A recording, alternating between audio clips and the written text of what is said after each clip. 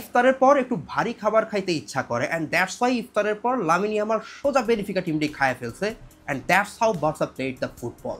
বেনফিকার এগেইনস্টে যে শুধু জিতছে এরকম মোটেও না, পুরা যেই লেভেলের ডোমিনেন্ট ভিক্টরি দেখাইছে they were literally schooling whole Benfica team. তো বেনফিকা টিমের মনে হয় নেক্সট 1-2 দিন আসলে থেরাপি দরকার হবে এই মেন্টাল টর্চার থেকে বের হইতে, দ্যাট লেভেল অফ ডমিনেশন। একটা ফুটবল ম্যাচে 2টা হাফ থাকে, কিন্তু আপনি যদি 45 মিনিট দেখার পরে জাস্ট উঠে চলে যান না আমার খেলা দেখা শেষ, আমার আর কিছু না দেখলেও চলবে, you will miss absolutely nothing. Barca first হাফেই পুরো গেম র্যাপ আপ করে ফেলছে। এরপরে যেটা চলছে সেকেন্ড হাফে মনে হয়েছে যে জাস্ট নিজের ব্যাকইয়ার্ডের ট্রেনিং সেশন চালাইতেছে, যে কীভাবে আসলে বল পায়ে রাখতে হয় এই খেলাটা দেখায়। লামিন রেকর্ডও করে ফেলছে সবচেয়ে ইয়াংগেস্ট প্লেয়ার হিসেবে চ্যাম্পিয়ন্স লিগের একটা নকআউট ম্যাচে এসে একই সাথে গোল এবং অ্যাসিস্ট করা। বাট ম্যাচ নিয়ে কথা বলতে গেলে সবার আগে আমার নিজেরই অ্যাপ্রিসিয়েট করা উচিত, বিকজ আমি গেমের প্রিভিউতে বলছিলাম যে আজকের ম্যাচে লাস্ট কয়েকটা ম্যাচে লামিনের কাছ থেকে খুব একটা ব্যাঙ্গার পারফরমেন্স পাই নাই, বাট আজকের ম্যাচে লামিন একটা অসাধারণ পারফরমেন্স দিবে অ্যান্ড আসলেই সেইটা করছে। আই থট সো, যে আমার মনে হয়েছে যে না বেনফিকা যেহেতু একটা নতুন লেফট ব্যাক খেলাইতেছে এটার একটা ইম্প্যাক্ট করবে অ্যান্ড লামিন এইটার একটা অ্যাডভান্টেজ তুলছে বাট এত ভালোভাবে তুলবে সেটাও আশা করি নাই। It was just tremendous. But game নিয়ে কথা বলতে গেলে শুরুতেই একটু সমবেদনা জানাইতে হয় স্যামুয়েল ঢালের উদ্দেশ্যে। ভদ্রলোক লেফট ব্যাক হিসাবে নামছে, বাট মনে হইতেছিল যে রীতিমতো তারে বুলি করতেছে লামিন ইয়ামাল, জাস্ট স্কিনিং লাইভ বলতে যেটা বোঝায়। কালকে এই ভদ্রলোকের সাথে এই অন্যায় হয়ে গেছে, বেচারা নামছে অ্যান্ড 11 মিনিটে যেইভাবে লামিন ঢুকতেছিল ডিফেন্ডারে আসলে টিস্যু পেপারের মতন ছুঁড়ে ফেলতেছিল, জাস্ট রোলিং ওভার, মাঠের মধ্যে গড়াগড়ি খাইতেছে, অ্যাঙ্কেল টুইস্টেড হয়ে যাইতেছে। That's the beauty of football. যে ইন্ডিভিজুয়াল ব্রিলিয়ান্সের জায়গা দিন দিন ফুটবল থেকে কমে যাইতেছে, এত স্ট্রাকচার, এত থিওরি, এত ড্রিল, এর মাঝখানে প্লেয়ারগুলো মোর অরলেস রোবোটিক হয়ে যাইতেছে, যেই জায়গাতে এই ধরনের কারিকুরি দেখলে যে কারোর ভাল লাগে। অ্যান্ড লামিন জাস্ট ডিসাইডেড যে নিজের ভেতরের যা আছে সব ট্যালেন্ট ঢেলে দেওয়া লাগবে অ্যান্ড জাস্ট ভেতরে ঢুকে যেইভাবে রাফিনহার সামনে নিয়ে বলটা প্রেজেন্ট করলো অ্যান্ড রাফিনহার finish, and the whole thing was like কোল্ডপ্লের স্মুথ মিউজিক। আই মিন দেখার মধ্যে একটা শান্তি আছে, কিন্তু সমস্যা হচ্ছে শান্তি বেশিক্ষণ স্টে করে নাই। জাস্ট কয়েক সেকেন্ডের মাথায় ওতামেন্ডি নিজের ভেতরে যে WWE চেতনা আছে এটা জাগায় তুলছে অ্যান্ড কর্নার থেকে অসাধারণ একটা হেড অ্যান্ড স্কোর 1-1।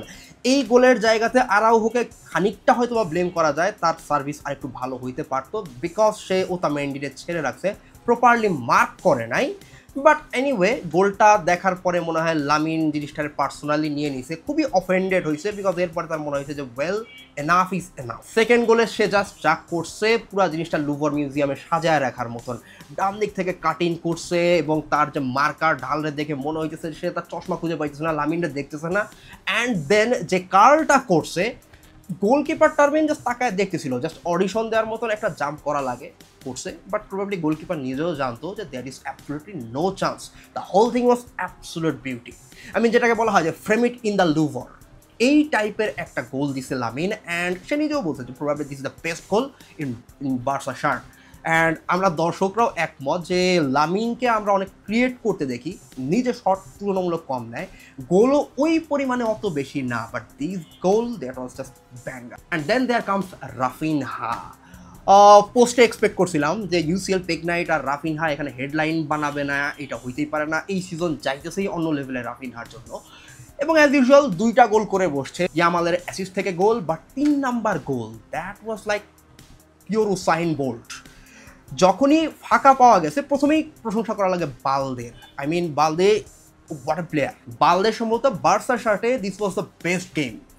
স্পিড থেকে শুরু করে বল ক্যারি করা, আই মিন বালদে যেভাবে বলটা ক্যারি করে নিয়ে গেছে এর ফলে যেটা হয়েছে যে এত দ্রুত সে বল উপরে নিয়ে আসছে যখন সামনে স্পেস পাইছে। আই মিন বেনফিকা যে ব্যাক করে নিজের ডিফেন্সিভ লাইনটা শেপে নিয়ে আসবে এই টাইমটা পর্যন্ত পায় নাই। অনেক সময় আমরা পুরাতন বার্সাকে যেটা দেখতাম এই সিচুয়েশনে বল নিয়ে সামনে আগাইতেছে, বাট সাইডে যদি 2-3টা পাস দেওয়ার অপশন না পাইতো তাহলে প্লেয়ার অনেক সময় থেমে যাইতো, গেম স্লো ডাউন করে ফেলতো এবং অপোনেন্ট টিম যেটা করতো তারা ডিফেন্সিভ শেপটা ঠিকঠাক করে ফেলতো। এই বার্সা ফ্লিকের বার্সা কাউন্টার অ্যাটাকে কতখানি ডেডলি এটা জাস্ট 3 নাম্বার গোলে দেখায় দিছে। আই মিন কারোর জন্য ওয়েট করে নাই যে কে আসলো, আমার এনাফ প্লেয়ার আছে কি না আছে, ইট ডাজন্ট ম্যাটার। উপরে সে জাস্ট বল ক্যারি করে নিয়ে গেছে বালদে, বাম দিকে দেখতেছে যে এখানে রাফিনহা আছে অ্যান্ড রাফিনহা এই সিজনে ফিনিশিং অন্য লেভেলে চলে গেছে। আমি এখনো পর্যন্ত চিন্তা করতে পারি সেই বায়ার্ন ম্যাচের কথাও, অলমোস্ট হাফ চান্স সেগুলো সে কনভার্ট করতেছে। রাফিনহার পায়ে ডি বক্সের আশেপাশে বল দেয়া মানে গোল মোটামুটি আসতেছে ম্যাক্সিমাম সিনারিওতে, খুবই কম মিস করতেছে। অ্যান্ড গোল হয়ে গেছে 11 নাম্বার গোল। অ্যান্ড এই গোল দেওয়ার সাথে সাথে সে কাদের কাদের পেছনে ফালাইছে এইটা ভাবলেও আসলে অবাক লাগে। নেইমার, কাকা, রিভালদো, ব্রাজিলের যে সকল লেজেন্ডারি প্লেয়ার আছে, একটা ইউসিএল সিজনে হায়েস্ট অ্যামাউন্টে গোল রাফিনহার। বেচারা একজন টিপিক্যাল নাম্বার 9ও না, সে উইং থেকে কাট ইন করে ঢোকে। এবং দ্যাটস অ্যান ইন্সপায়ারিং স্টোরি না, যেই প্লেয়ারটা জাস্ট গত সিজনেও ডিপ্রেশনে ছিল, বিকজ মনে হইতেছিল, অনেকেই তারা নিয়ে বলতেছিল 60 মিনিটের পরে জাভি বারবার তুলে ফেলে, তার মাঝখানে এলিট প্লেয়ারের ক্যাপাবিলিটি নাই। সেই প্লেয়ারটা নিজের অ্যারাউন্ডে যে স্টোরিটা ছিল, পুরো স্টোরিটাকে রিভার্স করে ফেলছে। That's an incredible story of comeback. যে এই টাইপের কামব্যাক ফুটবলে খুব বেশি দেখা যায় না, and that's what he is doing. Liverpool বিদায় নিছে, সালা অসাধারণ খেলতেছে এই সিজনে, বাট আই ডোন্ট থিঙ্ক যে এই স্টেজে বিদায় নেওয়ার পরে ব্যালন ডিওরের ক্ষেত্রে এই রেসে সালা আর কম্পিট করতে পারবে, গিভেন যে রাফিনহা যদি আরও কয়েকটা ধাপ সামনে আগায়া যায়। সো এই জায়গাতে এই মুহূর্তে everything is in Raphinha's hand. And গতকালের ম্যাচে আরও একটা দুর্দান্ত match, double goal. And Lamine রাফার বালদের পরে যেই প্লেয়ার নিয়ে বলা লাগে, যেটা অনেকের জন্য একটা বিশাল বড় সারপ্রাইজ হয়ে আসে, দ্যাট ইজ পেদ্রি। আমি নিজেও আসলে সত্যিকারে বেশ খানিকটা সারপ্রাইজ, বিকজ সমস্যা যেটা হয়েছে, পেদ্রি যখন ম্যান অফ দ্য ম্যাচ হয়েছে, যেই ম্যাচে রাফিনহা এরকম 2 গোল করে বসছে, লামিন হেডলাইন হওয়ার মতন গোল দিয়ে বসছে, সেই ম্যাচে man of the match Pedri, যার না আছে গোল, না আছে অ্যাসিস্ট। সো পারফরমেন্সের লেভেল। অ্যান্ড একই সাথে সারপ্রাইজ হবার আরেকটা বড় কারণ, পেদ্রি এই সিজনে এত কনসিস্টেন্টলি ভালো খেলতেছে, প্রত্যেকটা ম্যাচেই ভালো খেলতেছে, এত ভালো খেলতেছে, যেই কারণে তার ভালো খেলাটা আর নতুন করে কোনো সারপ্রাইজ বা হেডলাইনের জন্ম দিতেছে না। ইটস লাইক ঠিক আছে, এইটাই তার ন্যাচারাল স্ট্যান্ডার্ড, এটাই তার নর্মাল স্ট্যান্ডার্ড হয়ে গেছে।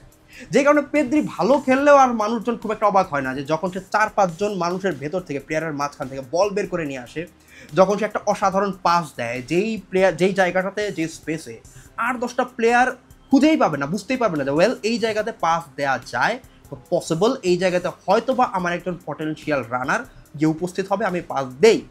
এই টাইপের আইকিউ এর এক্সিকিউশন যখন একজন মানুষ কন্টিনিউয়ালি করতে থাকে, তখন যেটা হয়, সারপ্রাইজিং এলিমেন্ট কমে যায়। তখন মানুষজন চিন্তা করে যে ওয়েল এইটাই তো নর্মাল স্ট্যান্ডার্ড। যেই কারণে পেদ্রি যে গেমটা গতকাল খেলছে, ডিয়ংকে সাথে নিয়ে পুরো মিডফিল্ড কন্ট্রোল করা, বেনফিকা মনে হয় বল ছুঁইতেও পারতেছিল না মিডফিল্ডে, মাঝমাঠ থেকে বল উইন করে নিয়েছে, যেটা বেনফিকা খুব ভালো করে ইউজুয়ালি। প্রিভিউতে আমি বলছিলাম যে হায়ার আপ প্রেস করতে থাকা, অ্যান্ড ওপরেই বল জিতে নিয়ে অ্যাটাক ক্রিয়েট করতে থাকাটা, এই কাজটা বেনফিকা করতেই পারতেছিল না পেদ্রির কারণে।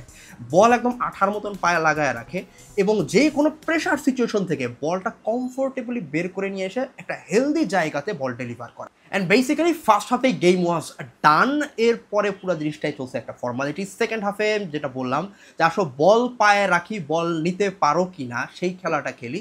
ইট ওয়াজ ডাল, বোরিং, বাট সমস্যা হচ্ছে আপনার টিম যদি গোলের লিডে থাকে, তখন এরকম বোরিং গেম দেখতেও খারাপ লাগে না, মনে হয় না গেম তো ভালোই চলতেছে, we are in control, we are winning. So that's what happened. Second half যত বোরিং হোক, প্লেয়াররা, বেশ কিছু প্লেয়ার মিনিট পাইছে, রোটেশন হয়েছে, সো আমার ভাল লাগছে। এই ম্যাচের একমাত্র যদি কোনো জিনিস পিঞ্চ করে, প্রবাবলি সেটা হচ্ছে লেভানডস্কি, যেখানে 2 জন বাদ বাকি 2 ফরওয়ার্ড ভালো করতেছে। লেভানডস্কি, যার মূল কাজই আসলে গোল করা, সে গোল করতেও পারতেছে না, গোল মিসও করতেছে, শার্পনেসও দেখতেছি না। খানিকটা স্ক্যারি ব্যাপার, বিকজ বেনফিকার প্রতি যথেষ্ট সম্মান আছে, বাট সামনে আরও টাফ অপোনেন্ট ফেস করা লাগবে, সেই জায়গাতে এত বেশি চান্স ক্রিয়েট করাটা কঠিন হবে। সো লেভানডস্কি, আশা করি কিছু না কিছু একটা জাদু টোনা করে, যেভাবেই হোক না কেন, ফর্ম খানিকটা হলেও ব্যাক করাবে। But this was just tremendous, dominant একটা পারফরমেন্স দিছে। ফ্লিকের উদ্দেশ্যে স্যালুট, এবং সামনে থেকে নেতৃত্ব দেয়া, ট্যাকটিক্সের দিক থেকে শুরু করে প্রত্যেকটা জায়গায় spot on, absolutely spot on. Next match যেই সামনে আসুক, হোক সেটা লিল, হোক সেটা ডর্টমুন্ড, দেখা যাবে। আপাতত লেটস ড্যান্স।